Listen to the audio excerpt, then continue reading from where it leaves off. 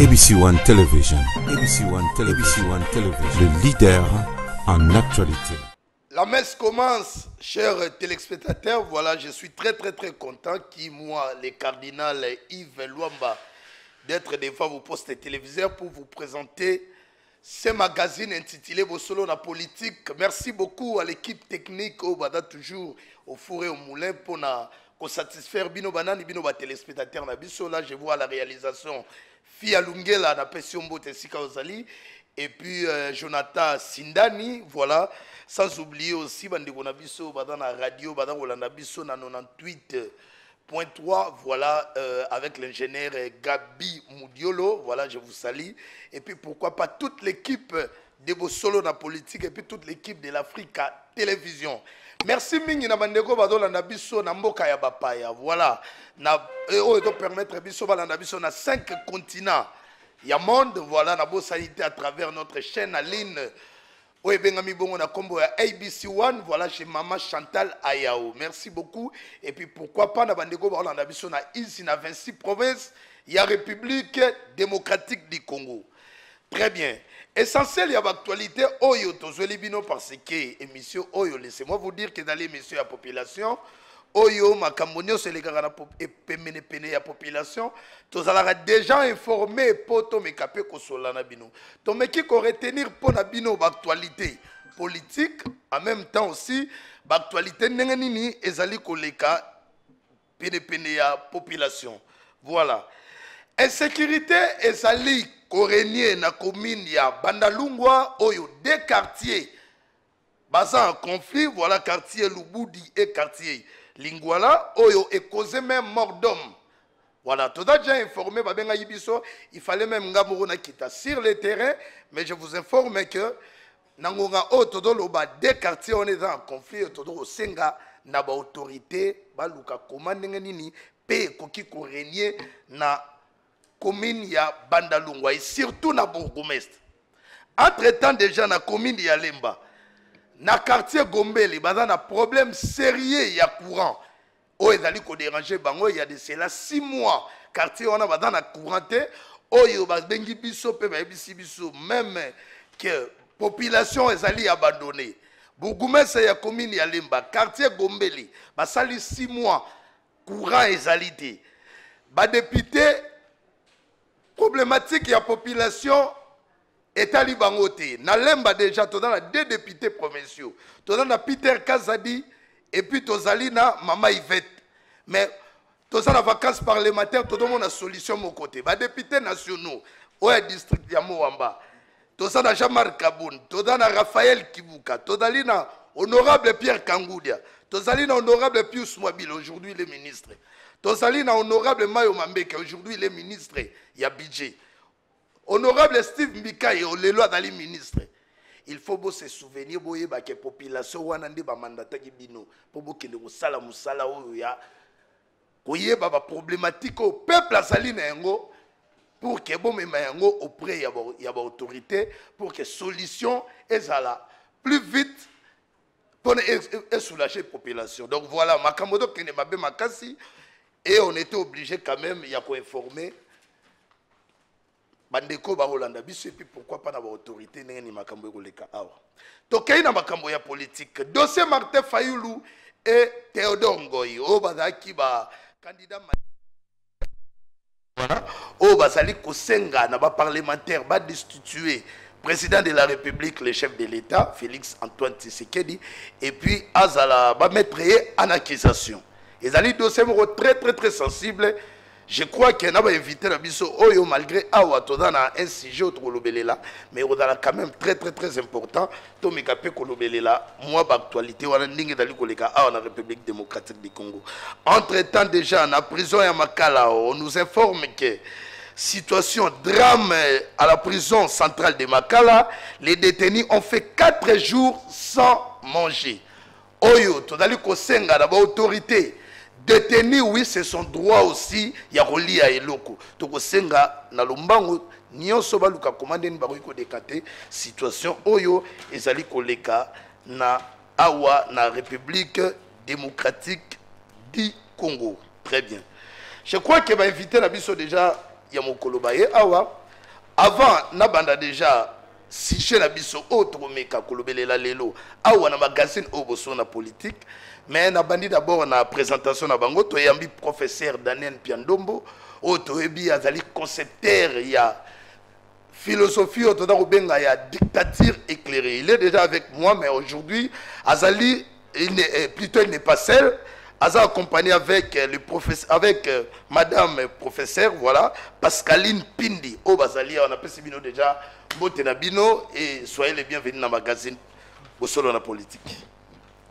Très bien. Madame Tobande Panayo, c'est pour la première fois, un petit message na ba téléspectateurs au Bazali branché au Bazolanda Osiko à un magazine Bosolo na politique. Quand liboso penza na pesi bande konyo so Bazolanda biso mbote mingi. Mais aussi, nazana esengo ya kozala poto kabola moi maele pe makanisi na biso ensemble. Très bien. Voilà. Tout ça le professeur Daniel Pia Ndombo, voilà un petit message. Je vous donne déjà mis de Bosolo na politique un petit message rapidement. Na pesi mbote na balandi et puis na liki était théorie oyo ezofungola biso mayele bwanya et puis et comme un changement dans carte d'amboka na biso parce que miso matoi ya ba congolais yon so ba kombi koluka tewango et comme mabiso wapi très bien kanisi tango to le kaka awa ezo fungula biso to mayele mbote mingi na bi. Très bien, merci beaucoup. Lelo tokolobela nini tokolobala sujet otozalaki na yango l'autre fois tanto ya magi professeur Daniel Piandombo awa tolobaki qu'est-ce qui doit être amélioré pour l'émergence de la République démocratique du Congo. Par rapport à la philosophie ou à la dictature éclairée, ce qui est allé appliquer à la République démocratique du Congo. Mais comme tout le monde la paix, il y a un sujet là.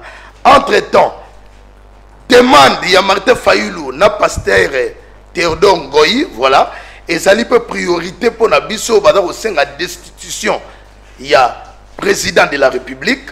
D'ailleurs, sans plus tarder, je demande à la régie, si nous parlons le même langage, Fia Lungela, c'est parti avec la première vidéo, et tu vois, aux abandé, comment mais vous la commentaire, et puis tu as au côté na mozindo ya sujet na biso oyo, tu vando, tu senga na bateau, pas ça biso mato ipe miso, pobola na makambo, tu zanango, autre loba lelo awa na magazine oboso na politique.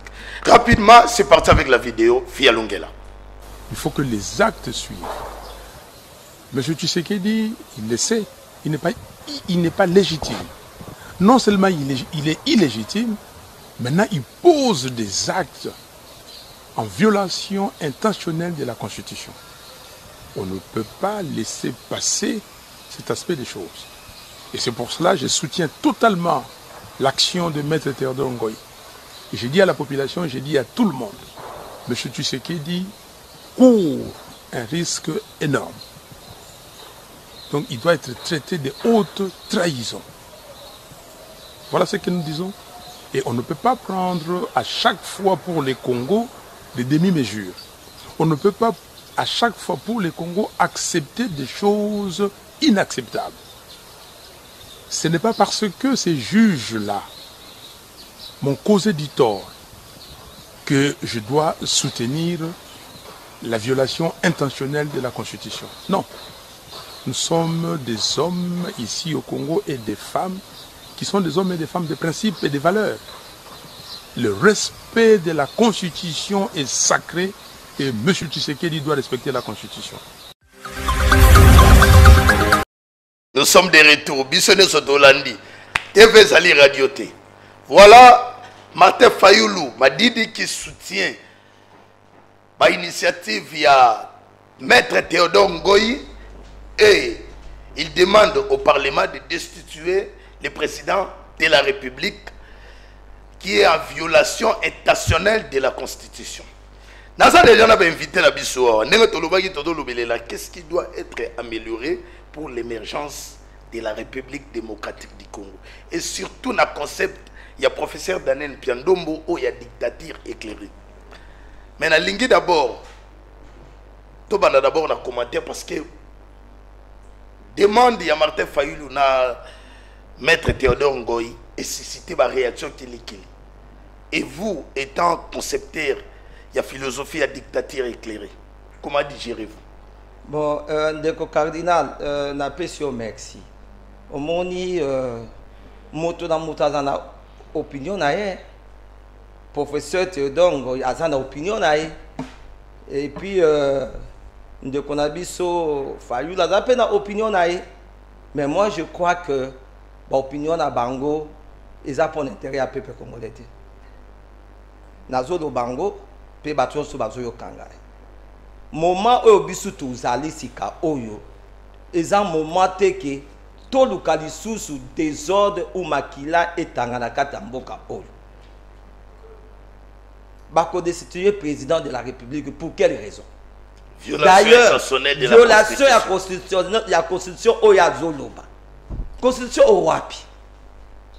Mikolo surtout na le kaka aw na yebisaka bino Congo, il faut tout ça d'abord réforme la constitution dans le cannabis. Solution à Congo et ça makamo bango bazolobate. Solution à Congo et ça d'abord il faut tout ça la réforme la constitution. Par constitution biso tozana ngweza ba français. So tangi na article 12 na article 148 ya biso awa. Au commande tozeka copie coller o eutaki na France eye awa. Ba français constitution na bango wana ezala ki pona intérêt ya vie sociale na bango. Alors makamo bango balingi ba mimela biso na mboka oyo ba soulever encore peuple congolais pour établir constitution. Moi je crois que la dictature éclairée ngana lo bango butumo démocratie zali ya biso ba africain te. Au moins des conséquences de la démocratie. Du colère à la démocratie. Moi, maloba moko ba comment la constitution pour l'intérêt, il y a bato songolo, ba di ba sa décision, ba destituer président de la République. Mais la dictature éclairée, président de la République à cause de destituer Karasoki à Salimbeba pour l'état du peuple naïe. Mais pour l'intérêt, il y a président. À mon avis, il faut attirer ordre, la justice. Et là, on dit il y a ma belle président à Salaki pour que bus de l'autre soit décision. Tout destituer. Non, eux allaient m'intégrer à bango ya égoïsme. Et ça m'intégrer à bango moko. Et ça intérêt à peuple congolais. Est-ce que congolais na momo tozali? Baza pour ça la biloko wana. Congolais dans la posa président Luklabisu solution ya kolia. Congolais dans la posa développement na mboka o ekota. Makamo mosusu wana bisu peuple congolais to boyi yango. Ngai na théorie ya dictature éclairée na zolo babutu moi président de la République, tango tokotia, régime oyo, théorie oyo, philosophie oyo, dictature éclairée, yé azali d'abord garant ya parlement, puis azapé garant ya Sénat. Donc, Baroiko Tcha été la mise en accusation. Non, ce qui a salimbe banetike, accueilli peut-être na boka ya Malemankulu, a bomi batoto ya Malemankulu. Très bien. Là, le peuple va se soulever contre lui. Parce que, à Téléméli, droit de l'homme. Mais on est allé constitution. Bande kombi balo baboya kiwana. Ce qu'on t'a dit sous-bassement, et ça, n'a pas erreur, n'a pas erreur. Batomosous, baïbaki ko induit, bango n'a pas erreur. Et voilà pourquoi, président Tango a nommé bango baboyi. Nicolas a pas erreur, ya batomosous, bimbo libote la bisu désordre de la katamboka o. Congolais bisu to boy biloko wana. Na dictature éclairée, nazo senga mokozi na mboka, aluka intérêt à peuple congolais. Congolais dans la poste la biloko yote. Très bien. Merci beaucoup. Et nous avons signalé que seul compétent pour ouvrir une enquête contre le président de la République, voilà selon l'article 100 de la loi organique du 15 octobre 2013 portant organisation et fonctionnement de la Cour constitutionnelle, donne pouvoir à seul le procureur général près la Cour constitutionnelle de recevoir des plaintes et des dénonciations relatives aux infractions commises par le président de la République, et aussi il peut inviter toute personne dont il juge l'audition nécessaire pour éclairer sa religion. Voilà, ça c'est juste un éclaircissement. N'a que pas ya maman. Très bien. Tout ce qu'on a bisonné surtout awa tolandi. Martin Fayulu et Théodore Ngoï, voilà, qui demandent aux parlementaires de mettre en accusation les chefs de l'État et pourquoi pas aussi destituer le président de la République. À vous. Bien.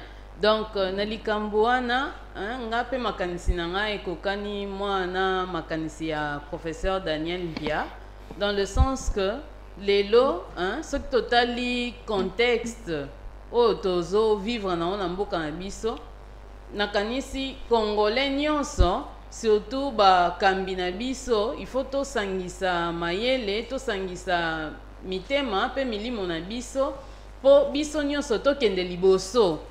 Et là, c'est que ba makambo oyo ekoki ko freiner biso, ekoki ko freiner développement, ekoki ko freiner marche na biso vers le bien suprême ou le bien commun. Très bien. Pour na lelo pendeza na esika mingi te. Très bien, merci beaucoup maman Pascaline Pindi. Très bien. Tobandi sko sujet na biso nenge tolobaki. Qu'est-ce qui doit être amélioré pour l'émergence de la République démocratique du Congo? Tout ça na katia concept oyo professeur Daniel Piando boyela biso oya dictature éclairée. Je crois biso nyonso todo mona démocratie et sika ozo mema biso. Jou mokolo todaki na ye awa il a essayé un peu d'expliquer tolobela ki makambo ya réforme dictature éclairée tolobela on a réforme électorale amekaki ko éclairer biso tolobeli na justice tolobeli na gouvernement tolobeli na ti tomekaki vraiment ko développer mais awa lelo toligi tolobeli la concept wana mingi na makambo oyo etali éducation na kati éducation to moni pe ba église ezali na kati pe bazali na devoir ya makasi na kati ya mboka na biso et puis to eko kende pe na santé je crois to eko suka pe na sécurité par rapport à concept, il y a philosophie, on a une dictature éclairée. Ce qui va comme fandi, tu retambola nini. N'abandi d'abord les lots dans la makambo éducation. Entre temps là, on ne peut pas oublier que bah séance, il y a hors session déjà pour les élèves finalistes, il y a secondaire voilà. Et si les banda qui va continuer kaka, na posséder na ba épreuve na bango il y a dissertation. N'abandi pas na yo, tant que mon lakisi, maman Pascaline, yambi en ondengani. Bon, le fait que gouvernement et puis Bakambiamboka, Baluki, ndenge ni ko sauver année scolaire, na kanisi eza likanisi mabe penzate. Oui. Même si tomonike ba lacune ezali, déjà que système éducatif na biso eza moins problématique. Ba bazo landa penza classe na ndenge sengeli te, bazo yekola penza na ndenge sengeli te, niveau pe ya bango eza moins na cesse mingi. Alors, ko perdre ba sanza mine soki mitano mobimba, ko combler en a quelques semaines, ngai penza lokola docteur en sciences et l'éducation, nakanisi moyen ya ko compenser penza programme ezaki penza te. Mais lokola eza un état d'urgence. Donc, tondimi kaka ke ba ke liboso pona ko débloquer situation. Sinon te ekoza moins compliqué. Mais na likanisi wana nakanisi ba kondi ba sengeli ba tia pe ba moyen mususu pona ko pallier na manque ya mayele o ba zanango ba kolakisa. Par exemple, na habité ce bakanisi mécanisme ni barotia ya propédétique avant banda université pour récupérer programme oyo bazangisi. Très bien. Merci beaucoup. Na kepa professeur Daniel Piando Monde Tolobaki, qu'est-ce qui doit être amélioré pour l'émergence de la RDC?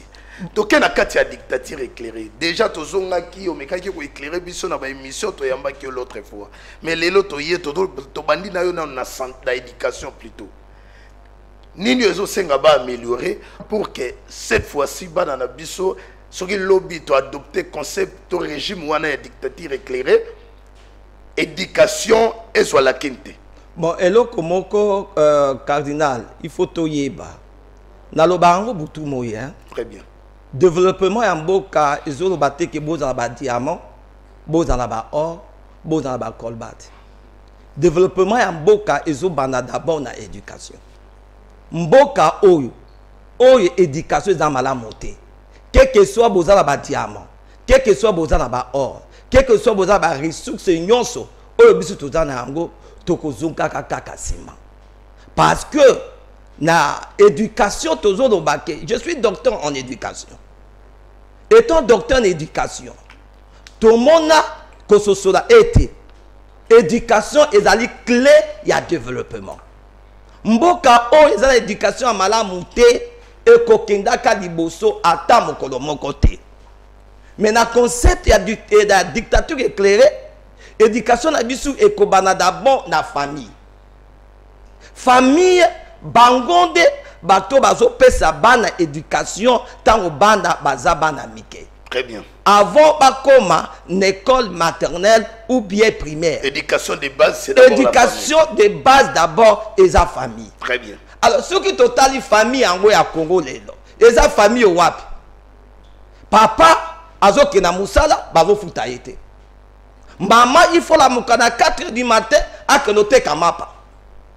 Tant on peut côté kamapa ou bien accueilli côté kamwa fumbwa ou ake côté kamwa biloko yako teka tekawana. Maman koya na 18h 19h.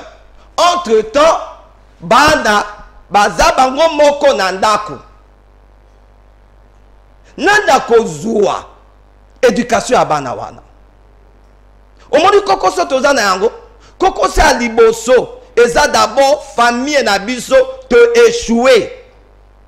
Ba oyo pe baza na auteur échec wana ezali gouvernement. Très bien. Gouvernement na lobaka ngo butu moi. Soki mboka ezo beba ezali bato bazo kamba biso. Papa ke musala kozonga na papa salaire à malongate. Les autres zali les 4. Les 4 ba professeur universitaire ba du salaire te. Et nous avons trouvé un kitoko. Mota kozala motiver ndenge nini. Na tango pe mutona za na bana. Tango azosonga na ndako bana bazolu kabalia. Olie papa zwa tango meme ya kosala ba devoir ya mwana akozwa tango te parce que goli ezate. Maman po akenaki wenze wana kote kateka akoya na 18h. Tango maman akoya na 18h, maman akoya kaka kolamba mwa ndunda alambeli bana. Et puis mosoko kuta bana déjà balali pongi. Akola mukaba akola musabana da 21h pour que baya koli ndunda. Très bien. Mais éducation à bana ko kenadeni. Est-ce que maman azolandela bana na ndako? Est-ce que papa a la capacité wana makoki wana kolandela bana na classe? Yango wana éducation et bani d'abord na famille. Na dictature éclairée. O na zolo bayango. Soki ba konzi, ba kondima ko appliquer régime oyo, idéologie oyo, toko bongisa mboka oyo. Na poto to monaka l'école maternelle classe les a offert. Et puis gouvernement a zopé ça moi mbongo et pas à baboti chaque fin du mois. Pour que permettre baboti baluke la bana biloko ya kolia.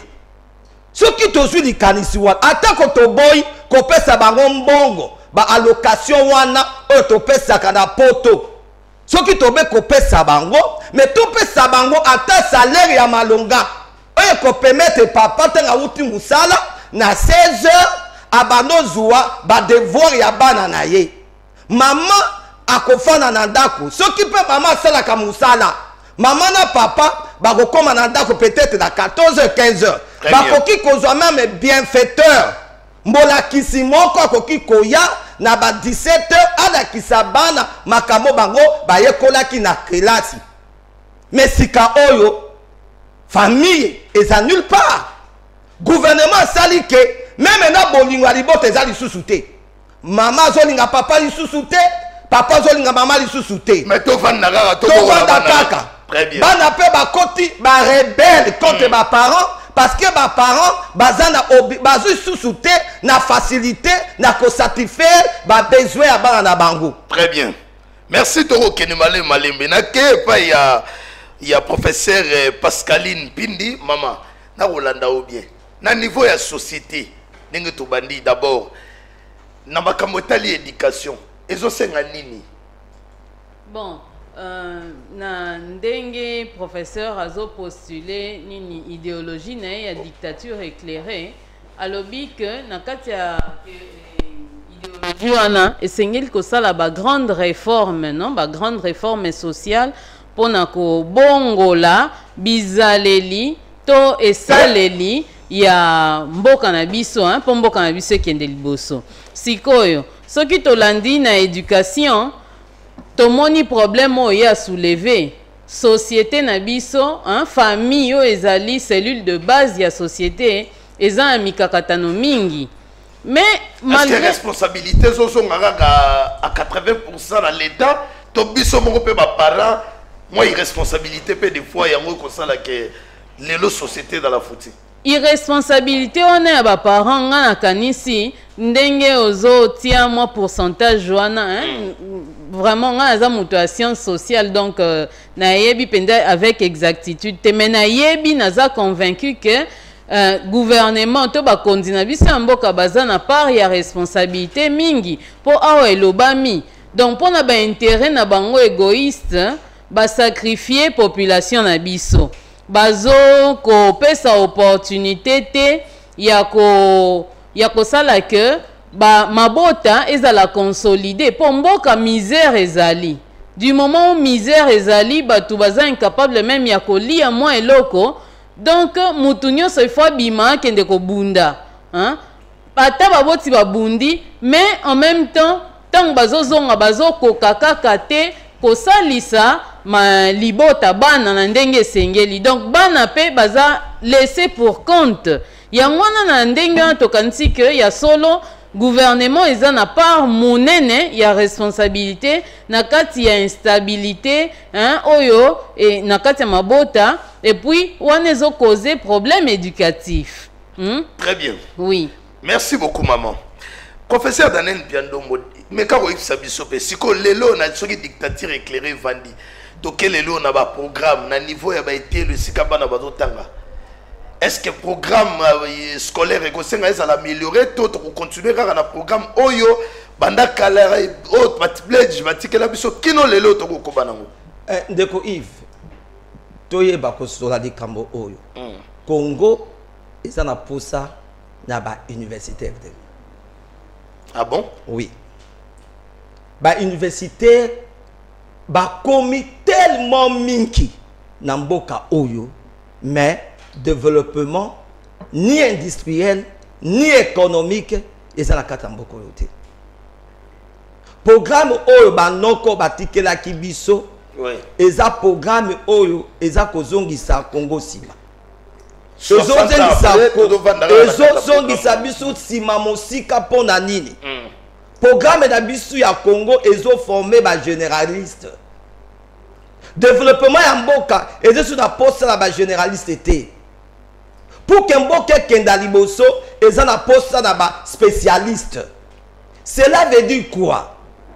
Ce qui mwana a eu diplôme d'état, même le niveau diplôme d'état, na dictature éclairée, examen d'état de ça les choix multiple et causalité. Pour na choix multiple o linga le loba fiko fond. Moi na zane loko moko na motute, mais moi na ko ba kaka ko tadati ya kaka awa. Asali ba jeu d'hasard. Na yebi selo ko moko na yebi mama moko atanga classe ité asuka ki na 3e secondaire. Akoma ki femme libre oyo batu balobaka tchel. Mais moi si on a qui décision à ça là autodidacte. Tant à ça l'autodidacte ndeko Yves a eu 78%.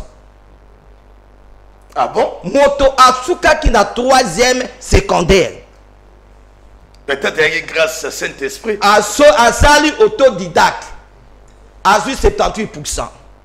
Yo kanisi mwana mwasi wana. Et loko nini ya malonga akombema na université.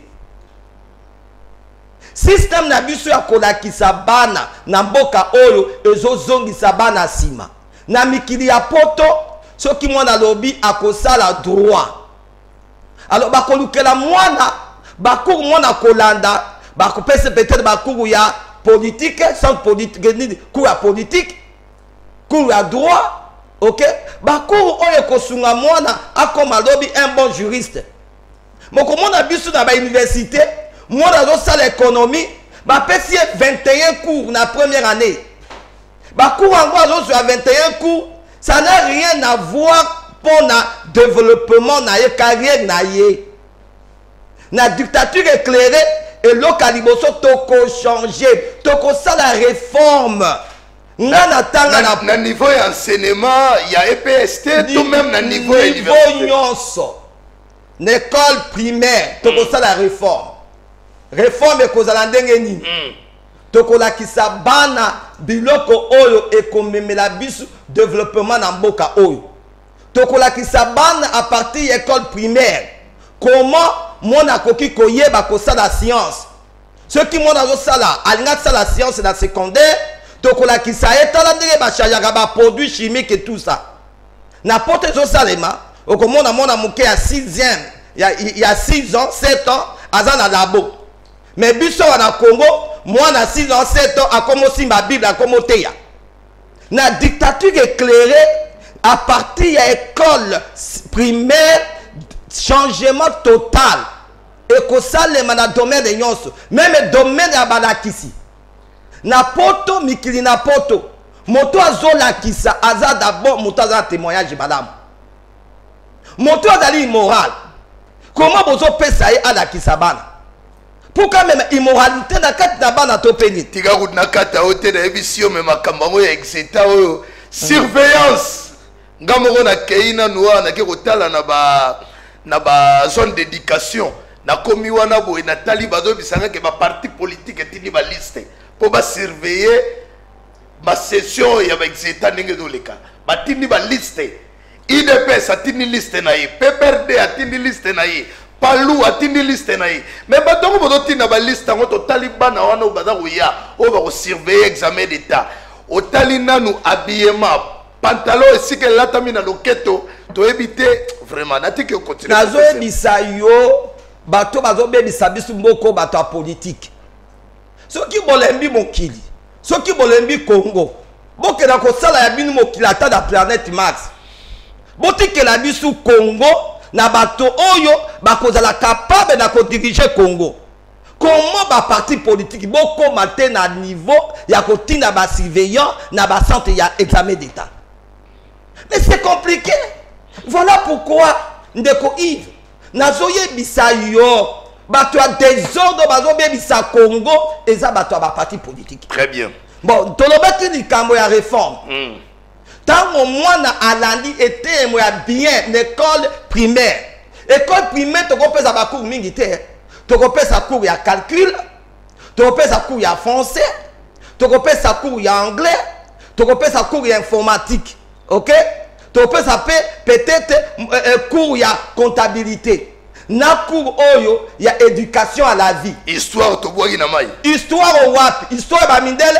bakoyebisa bino qui a découvert l'embouchure du fleuve Congo balobi de Bukao moto a découvert un peu le fleuve Congo bakoko na biso bazalaki bato aliboso moto azokenda kosukola na fleuve yo moto ye baloba yo moto o découvrir yango il faut toujours histoire ya bakoko na biso tokoyekola histoire ba mindele te bastale wana ni otoboki na mai mindele wana est-ce que ba africain tanga na kola na poto na tanga na poto na yokate da histoire ya ba mindele bati ya ba africain na kati histoire il fait ça la changer géographie wana toko ilakisa mwana ba mabele na biso OK eloko nyonso tu oyo ekomemela mwana ayeba mboka na ye toko lakisa ngona niveau école primaire et puis plus loin toko sa effort bana pe bala bazwa mayele na ndoko na biso ya mboka. Pourquoi bana baye kolaka na français? Français zali monoko ya bato nyonso. OK? Mwana pe yeba pe koloba lingala. Mwana yeba koloba chiluba. Mwana yeba koloba kikongo. Mwana yeba koloba swahili. Ba langue nationale nyonso wana mwana koye kolanga na école primaire. Siko to la langue officielle français to français ezali pona kolakisa mwana makambo mosusu. Makambo international. Très bien. OK. Namoni ozabe na programme mama todo kene malembe. Mama Pascaline, na yebite makambo ya réforme, na yo ki professeur ninga lobia wa histoire to buaka. Mais biso moko ape ba écrivain propre histoire na biso to zaka nango te. To suka wapi? Te propre histoire na biso to zanango, nga na yebi bato mingi bazo sala effort ya ko tombola histoire na biso histoire authentique. nani loba que Congo ezongi sima mingi po esumuki péché na kozwa makambo ya baninga surtout ya mikili ya poto balobi biso tokoma te yango awa tokoma te tosala eloko te tokoma mpe tokomaka loba nde totangaka te wana ekomi likambo mosusu me bakomi oyo ya biso bandeko na biso mingi bazali bahistorien oyo ya biso bazali bazokoma mpe bakoma histoire na biso. Très bien. Sikoyo esengeli biso bato bakongolais mpona bolingo oyo ya mboka na biso to fongola miso to yebake kozwa koimporte makambo na libanda esungi biso te bambula na bambula. Sikoyo il faut to consommer local, consommer congolais. Yango wana. Donc to kanisa te ke congolais koki ko bota eloko ya malunga tete. Na Congo atoza bato mayele tala neti théorie to idéologie philosophie politique munene neti dictature éclairée o ezobota mapona ko zongisa makambo na nzela no na kati ya mboka na biso. Bon, pour kolobela makambo ba réforme wana. C'est-à-dire des professeur Daniel Abande koloba. Na niveau de enseignement de base. Enseignement de base, il faut kolakisa mwana kozala moto non et puis bolingo ya mboka po yango nde bomi. Omoni ba kolo bazo diriger mboka lelo baza penza na amour ya patrie ya nation na biso te. Yango wana ba ibaka, yango wana ba lukaka intérêt na bango simba benda, Siko soki mwana moke abotami bozolakisa ye déjà alinga mboka ba acte simple lokola par exemple kobwaka matiti par exemple asombi eau pure akobwaka sachet wana na balabala te. Ça c'est important. Mais il faut kolakisa yango mwana akola na yango. Ba travail manuel to banda ko sala to bana bana mike. Ngai tango. Mais le travail manuel comme il faut me makaka boîte de lait pour enseignant. Ngai tango nazalaki mwa mke na classe batangisaka biso bacours lokola éducation familiale, civisme, économie domestique. Donc lelo na 2020 ou bien na 21e siècle toza pe na besoin ya kolakisa bana biso éducation à la citoyenneté. Po bana bakola vraiment na ndenge na idéologie politique moko o ekokani na makanisi na biso ya ba congolais et puis na besoin na biso, c'est-à-dire besoin ya développement. Sinon t'es très compliqué Makamozolo maman Pascaline, vraiment je suis très content. Tant que tu vas autant à classe na éducation de base, Sabino ba devoir de l'enfant avec son pays. Les devoirs des enfants vers leurs parents. Mais les lots, makambo yoto ebite ce to suka opi. Tala babare kobe ko botama na ba église et tout. Na ebike todo ke non malembe. Bon à niveau secondaire. To suka opi. Bon, elok aliboso cardinal. L'école de base avant tout comme en secondaire ba excellent mon école de base hein. Oui. Faut to yebisa bana ba yeba monoko ya anglais mingi. Anglais est un monoko ya développement. Bayebi d'abord langue nationale. Bayebi d'abord langue nationale. Oui. Langue nationale wana izosala ki soko ke na Kasai ba confondre na Kasai. Oloba chiluba très bien. Soki pa Bangala oloba lingala très bien. Ok nana et pas bandeka bandunu na bataba Congo oloba Kikongo très bien. Ok et pas na bakoko na ngana Maniema oloba Swahili très bien. Ozo kangai biloko wana il faut kolakisa bana na école maternelle na école primaire. Très bien. Tango biso toko koma na école mwana déjà yebi minoko ya mboka ayebi pe en français to bakisi mwana anglais. Anglais il faut yo klama na école primaire. Muse Kabila tanga yaki na mboka oyo. Oza ko se rappeler que bana na biso ba malaki koye ko na anglais na école maternelle na primaire. Pourquoi ça que na likaniswana? Likaniswana parce que yeba kike lelo mokili e komi ko kamama na monoko ya anglais. Bisika nyonso to ko kenda. Soko koti avion français eli mwaka. Soko ke bisika nyonso français za la lisusu te. Et puis il faut to la qui s'appelle ba na monoko ya chinois. Dans 20 ans 30 ans Chine et kozala moko ya pays développé ya mokili koleka ba américain. il faut bana na biso bazala capable na koyekola biloko oyo komema développement na mboka na biso. Na niveau ya secondaire, na niveau ya secondaire nde esika pama ya likambo ezali. Soki mwana lingi na kosala cours peut-être il y a informatique. Na niveau ya secondaire, na cours informatique tokolakisa bana nini? Tokolakisa bana mathématique. Po bana na biso sikoyo balingi mathématique lisusu te. Tokolakisa bana physique. Bana na biso il faut tolakisa bango mathématique physique. OK? Bakour wana mibale chimie biologie. Na niveau ya secondaire, il faut gouvernement na biso réformer salema. Et loko mwana koyekola na niveau ya secondaire, soka silisi akoki kosuka neka na niveau ya secondaire.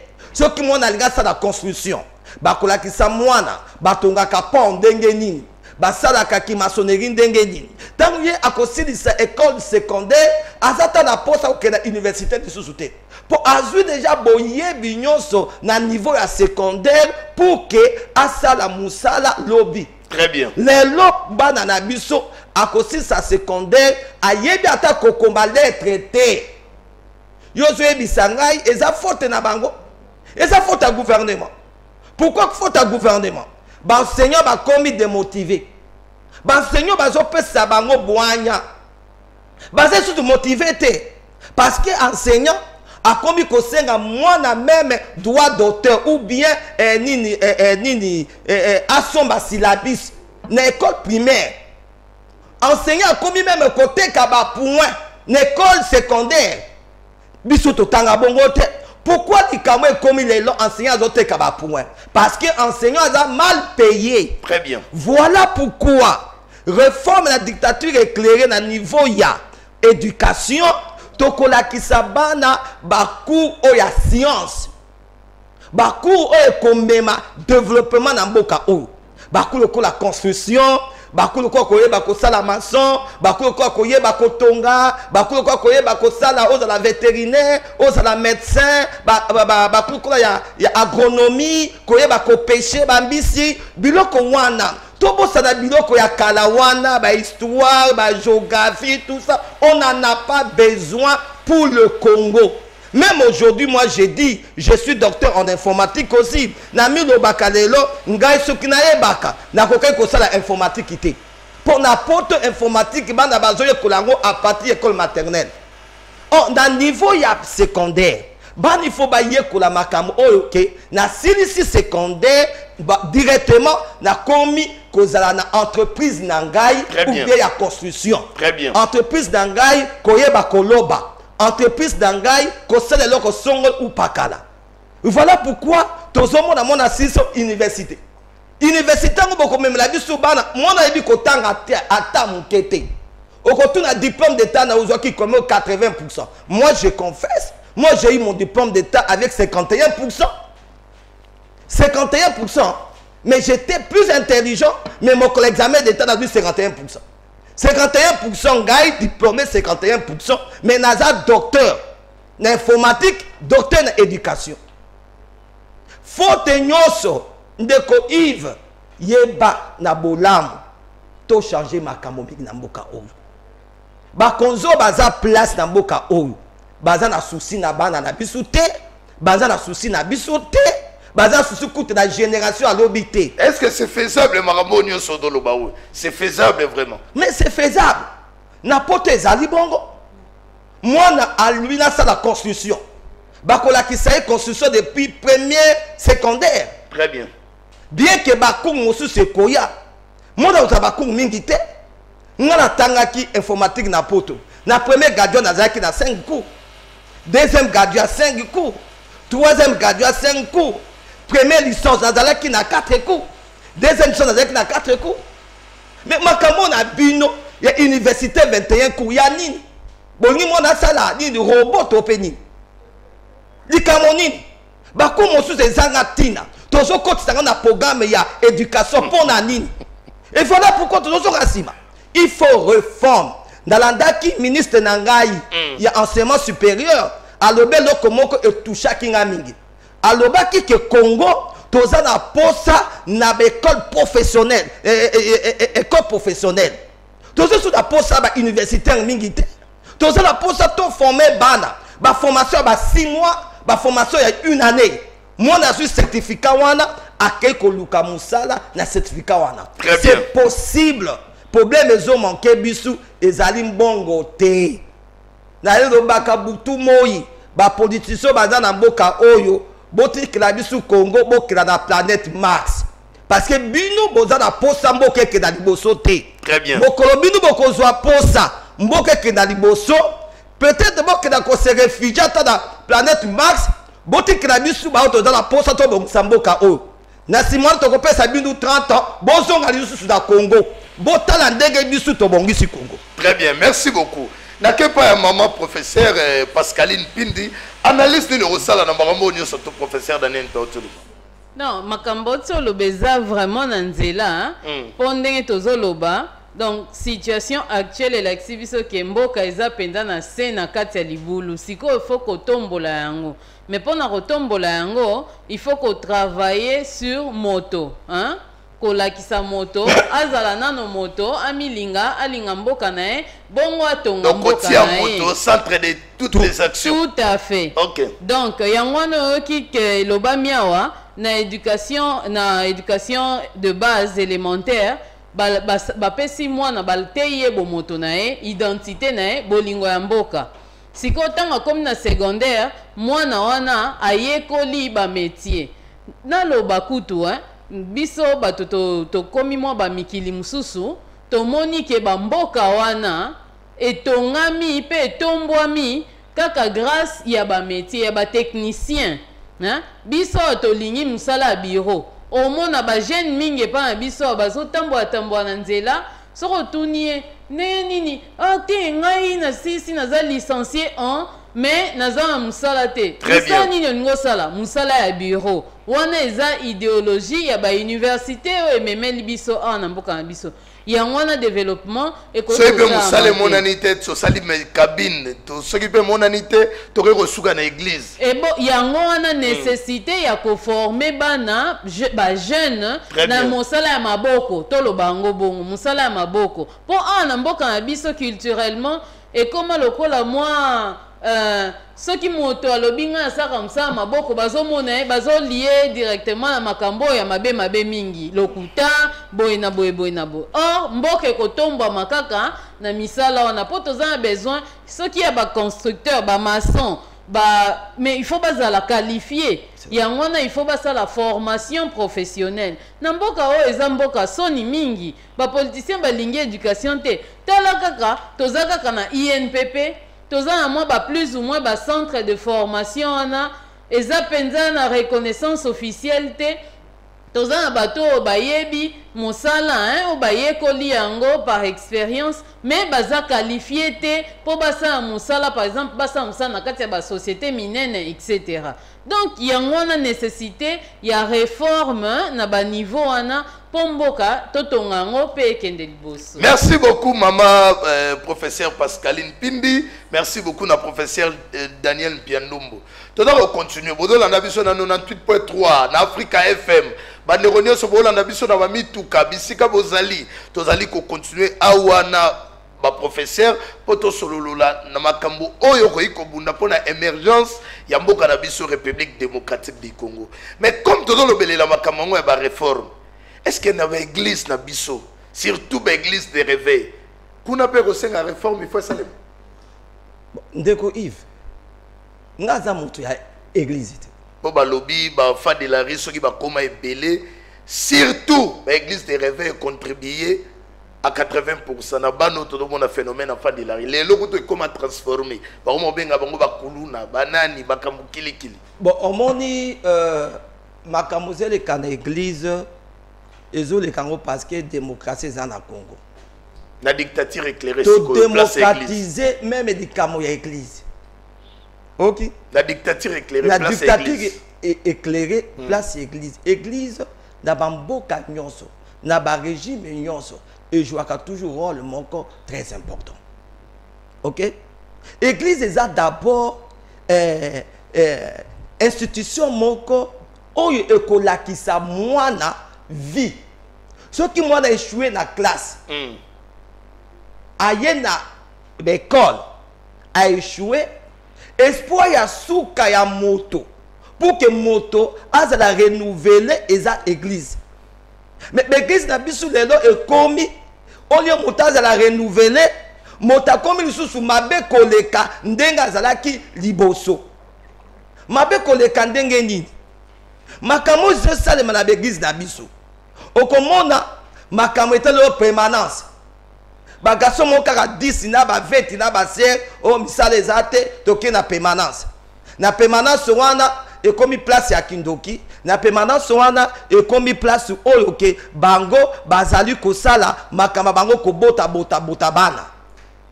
Okomona pe pasteur alobi ke non, on lui a motivé bato bokenda kosala musala. Musala zolo bateka kosala musala ya bureau ndenge madame Pascaline alobi. Musala nyonso eza musala. Ndeko Yves nga na poto na sukola ba toilette. Pour que l'on a comme un professeur. Nga na poto na sukola ba vieille maman na ba dame. Dans ba maison de veillard. Pour que na zouambon on a foutu à Minerval. Est-ce que musala wana attaque ezalaki ya mabe? Est-ce que mbongo wana banozo ezalaki ya mabe? Église il faut la kisabana. L'église o moto yo soto akenda koluka. Soko oyebi atako sala sirage kenda na balabala zala ata sireur. Donc la dictature éclairée au kanga ba mangobo na kokanga église était mais na koti ya discipline na kati na église na lobaki ba église ko sala ba olanda biso ba ba brancher ba otala biso na lobaki semaine passée bondeko Yves église nyoso il faut toyeba dénomination na yo za nini. Ceux qui osali dénomination peut-être ali 47e membre ya église. L'église yo surtout ya 47e membre wana. Tokotia bango esika moko. OK? Bakozala pe na ba paroisse na bango. Mais na dictature éclairée na tongo biso yo surtout toke ko adorer Nzambe o ya pesa ki bisu pe mabutu mobimba. Na pourquoi touti misala toke su ko adorer Nzambe o ya batela ki bisu mokolo mobimba. Mais makambo yoke na ba 10h, 11h, 12h église ezo salema. Au moins que za la moment que toza na ba vacances. Mais ba vacances ça peut batonyo sur tout est. Pour biso tout au salaka. Ba 11h, 12h, 13h. Okangi et tuluku ya bato. Na kati l'église parce que toza na retraite ou veillée ou bien campagne na 12h30. Bato on ba ke na misala batiki misala parce que passer à l'obi lelo prière ezali na 12h. Prier ça cesse. Ce qui peut OK prière wana ta obi ala musumu kaza païen alinga kanzambe te. Bible le prier ça cesse. Non de konangai Yves. Na Yves c'est que est-ce que prière au kotombo la mboka te? Prière kotombo la mboka. Prière etombo la mboka. Parce que na mboka nyoso avant président de la République a sala discours na ye bako bengisa bato na Nzambe. Na monaka na Amérique moto na Nzamba ye pour que aye bako introduire prière wana. OK? Mais bato na Nzambe nyonso ya Amérique baza d'abord ba homme d'affaires. Jamais na mona pasteur américain azala pauvre ou ba baneko 50 mbongo. Aza homme d'affaires, okokuta aza pétrolier, okokuta aza ba faire na minene. Mais ba pasteur na biso awa. Pour nani parce que totikali kaka nelo komoko 10 maintenant offrande. Moi je ne crois pas. Moi je suis licencié dans mon église. Moi je ne crois pas à un pasteur qui me dit que je suis appelé à temps plein dans le ministère. Temps plein ou un ministère pour la zalaki da temps plein te. Pour le biso totanga na Bible. Bible dit que pour la banaki ko sala batante. Pour na koyeba koler sa ministère na ye pe koler sa bato bazolanda ye. Pasteur, il faut affaire. Pasteur, il faut à sala. Pasteur, il faut dans la société, dans la compagnie. Pour que engager, bandeko bazan l'église, bazan la misalate. Mais aujourd'hui, nous voyons l'inverse. Soit disant, balé kinanga, on a pesi bangon Nathan, il y a prophétie. Ba prophète et bazot, il y a des ordres dans la boca oyo. Avec ibilo comme divination. Ba comme même au côté pas banganga kisi. Pour que bazwa ba kisi, pour que ba lo mama kambo ya bato. Mais bato wana ya bongo, il faut to pesa ngo motomoka former bango. Tokendaka na théologie, l'école biblique pour que comme un pasteur. On ne devient pas un pasteur, mais on est né un pasteur. Mais la théologie tokendaka pour bada kisabisu bon moto. Il y a pasteur zandengenini. Pour que bada kisabisu église et la spiritualité, église et la société. Na carte de la société, bakambaka société ndenge nini. Alors tango bango bakoye ko la biloko wana okomona ke moto moko ko la mukate le na tongo na bande église. Ce qu'on moni même likamba ko bana l'église et pas na bisu a eza likambo ya pauvreté. Lelo soki gouvernement congolais apesi moto nyoso musala ndeko yive na zo ebisa yo tokozala l'église amike. Moto kolinga su musala ya église était. Bato token église to komi ba passer pour na yebi daza licencié mais musala ezate. Très bien. Comme na yebi ko interpréter Bible, lobi na komi pasteur pour na yebi ko interpréter Bible. Mais ce que le gouvernement fait ça kayo musala, on a la membre de l'église parce que Bible lobby qui n'est pas parmi vous bato mingi oyo baza ko enseigner parce que vous serez jugés sévèrement. Voilà pourquoi na zolobake église il faut ezala restructurer, il faut ezala reconstruire yango lisusu, ba bongisa yango lisusu, bato ba bien ngami pona ko kamba bato, bazala na likanisi moko ke tozo kamba bato pona ko mema développement na mboka. Très bien, merci beaucoup professeur Daniel Piandombo, na kepa ya maman professeur Pascaline Pindi. Quelle est la place de l'église pour l'émergence du Congo? Après, tu regardes la conclusion. Je crois que comme émission, vraiment, il faut. Et en matière mobimo et robima, il y aura encore une partie remise, autre coup d'analyse pour continuer. Parce que tu as la sur la dictature éclairée, tu regardes au coup dans le domaine de la santé, tu regardes la tique on a continué. Si, voilà. Donc c'est-à-dire que moto. Hein, aza entité, aza unité oyo, eza na ba entité ebele. Hein, toza na corps, mais toza pe na esprit oyo ezoluka etombwama. Et puis ce qui est esprit etombwami nde esalisi nzoto po nzoto pe etombwama. Très bien. Donc wana nde esika ya église, rôle ya église na kati ya société. Etombola milimo na biso na par exemple koluka le bien commun. Un esprit saint dans un corps. Voilà. Et ça lisabiso toki manzela ya makambo mbilinga par exemple moibi, corruption, etc., tribalisme, etc. Wana nde rôle ya église ezate ndenge professeur Mpiauti koloba. Est-ce que lelo ba église ngo ba défier mission na bango to baza na kata mission na mongo ba dévier penza omoni désordre bakaboli mabota ba kotisi paresse na kati ya bato la loi du moindre effort kokende kolala na église tongo midi pourquoi muto akeya sali 40 jours na église ayebinde nzela musala te donc ba kotisi moi désordre penza na mboka ba contribuer que tokota na kati ya sous-développement. Très bien. Hein? Na lobby, bon, c'est une généralisation, naza d'accord, mais ezape na moi ba église mike oyo, hein, o baza vraiment bien institué, bazo ça un peu moins effort, bazo contribuer pour que église société ekende liboso. Église ezana esika nango ezana rôle nango makasi, hein, rôle ya kotombola molimo et puis molimo ebenda nzoto, hein, na transcendance yangwana babaka tango sali likambo emonani par exemple pasteur ozana ferme na yo ozui babola église na yo pesi bango mosala bako bayo bazui bazongisi dignité na bango bomoto na bango donc molimo etomboli nzoto boke liboso mboka pe e développer wana nde rôle ya église na kati ya dictature éclairée.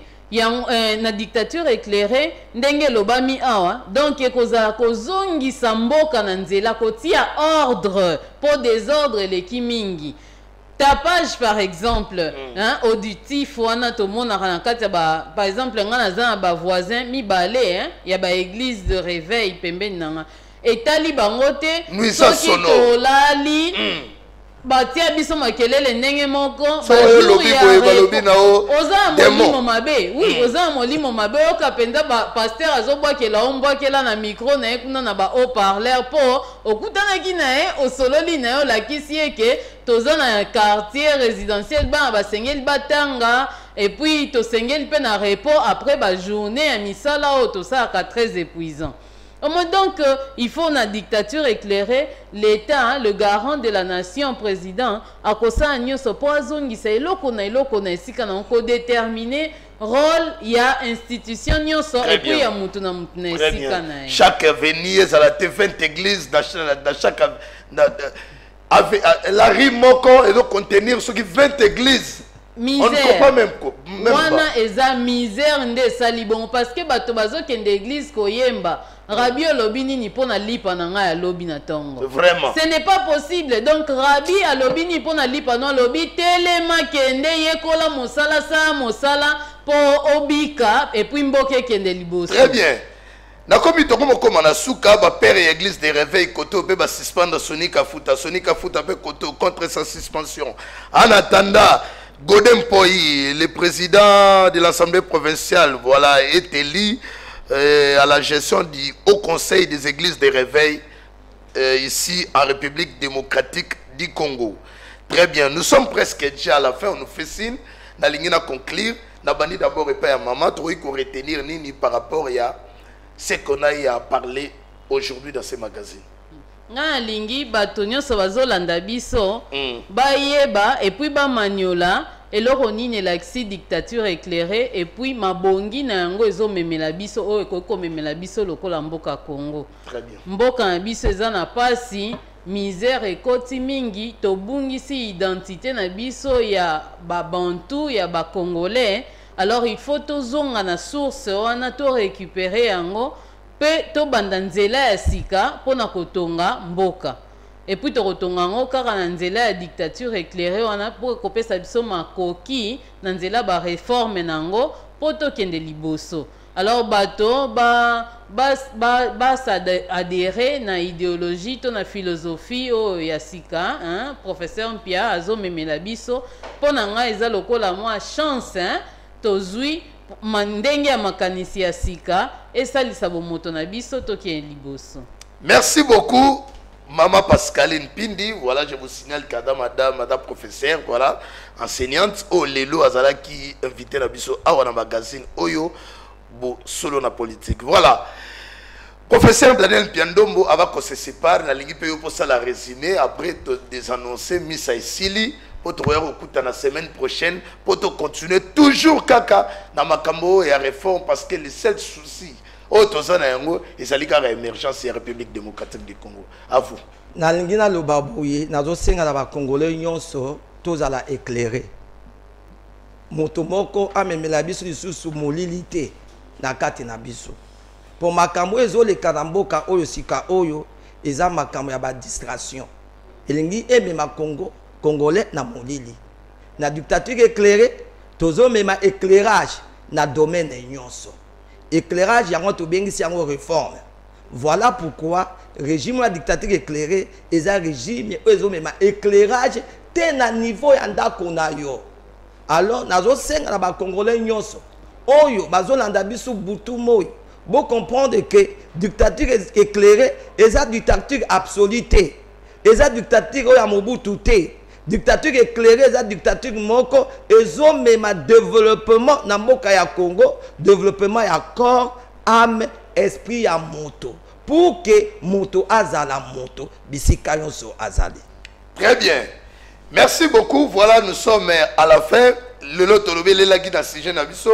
Qu'est-ce qui doit être amélioré pour l'émergence du Congo? Je crois que Dodo le Bélamoramba réforme par rapport à concept où il y a dictature éclairée. Todo kitana domaine moko tikino leloyo toye awa sika otolobeli mingi na makambu oyo etali éducation to moni pe église ezali na kati toyo ki ba professeur balobeli awa makambu ya réforme kobana na éducation de base na primaire to kei na niveau ya secondaire même na niveau ya ba université tokolanda ba autorité bolandi biso. Je crois que makambo oyo ezali très très très sérieux pour le développement ya mboka na biso République démocratique du Congo. Merci beaucoup na Mosengo na caméra, puis merci beaucoup na Jonathan Sindani, merci beaucoup na Fia Lungela wadagi la réalisation, et puis merci beaucoup à toute l'équipe. Je crois que bolandi biso partout appelle et Rokota. Mais moi, je pour comprendre que Lelo et a une mise spéciale autre, professeur Daniel Piandombo et puis madame Pascaline Pindi. Tout ce qui est bien, on est au côté de Miss Cécilie.